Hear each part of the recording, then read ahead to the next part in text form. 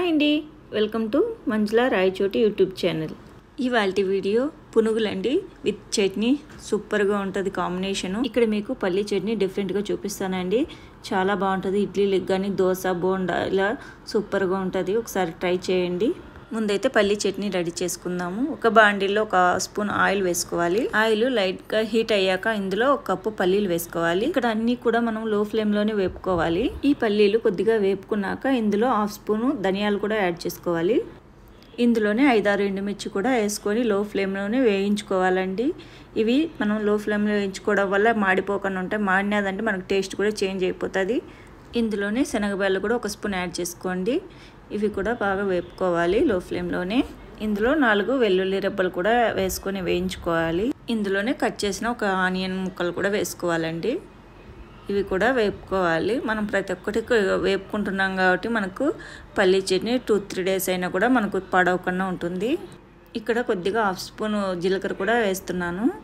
ఇది కూడా వేపుకుందామండి లైట్గా. ఏవి కూడా మనము ఎక్కువసేపు వేపుకోలేదండి.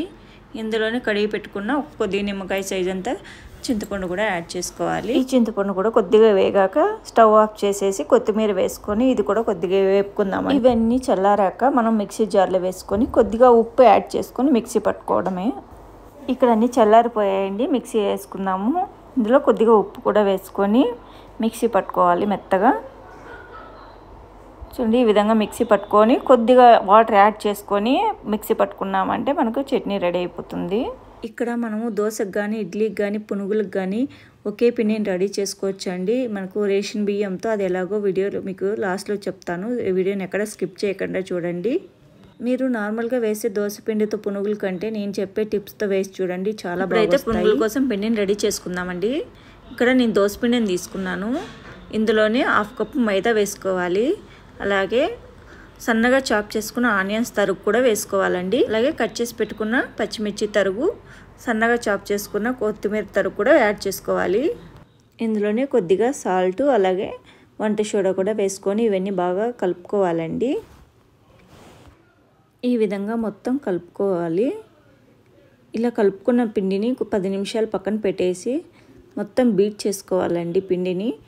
ఈ పిండిని కొద్దిగా బీట్ చేయడం వల్ల మనకు ఫ్లఫీగా వస్తుంది, అలాగే క్రిస్పీనెస్గా వస్తుందండి. పునుగులు డీప్ ఫ్రై చేసే ముందు ఇలా బీట్ చేసుకొని పునుగులు వేసుకున్నట్లయితే చాలా బాగా వస్తాయి.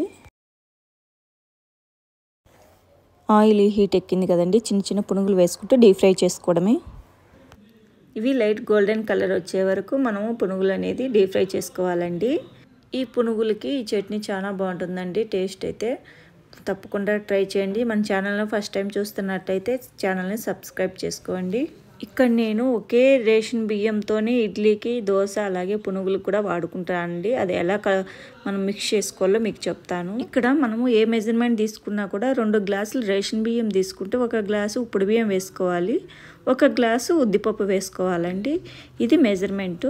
ఇందులోనే 1 స్పూన్ మెంతులు, 1 పెరగడు శనగబాళ్ళు కూడా వేసుకొని ఇవి మధ్యాహ్నం నానబెట్టుకున్నామంటే బాగా కడిగి నానబెట్టుకోవాలి. పిండిని ఆడించే ముందుగా ఇందులో మనము కడిగి పెట్టుకున్న అటుకులు వేసుకోవచ్చు, లేదంటే అన్నం కూడా వేసుకొని మనం మిల్లుకి తీసుకెళ్ళి పిండి ఆడించుకోవచ్చు అండి. పిండి మిల్లులో ఆడించుకుంటే మనకు గట్టిగా వస్తుంది కాబట్టి ఇడ్లీకి కానీ ఇట్లా పునుగులకు కానీ చేసుకునేకి బాగుంటుందండి. పిండి కూడా పాడు కాకుండా ఉంటుంది. మనం లూజ్గా మిక్సీ వేసుకున్నట్లయితే లూజ్గా వస్తుంది కాబట్టి మనకి ఎక్కువ రోజులు కూడా స్టోరేజ్ ఉండదు. లూజ్గా ఉండే పిండితో పునుగులు వేసుకున్నప్పుడు మనకు మైదా ఎక్కువ పడుతుంది. అప్పుడు పునుగులు కూడా మెత్తగా వస్తాయి, టేస్ట్ కూడా చేంజ్ అవుతుందండి. ఈ పునుగుల్ని ఆంధ్రాలో బోండాలు అంటారండి. మీరు కూడా తప్పకుండా ట్రై చేయండి. మీకు ఎలా వచ్చిందో నాకు కామెంట్ బాక్స్లో తెలియజేయండి.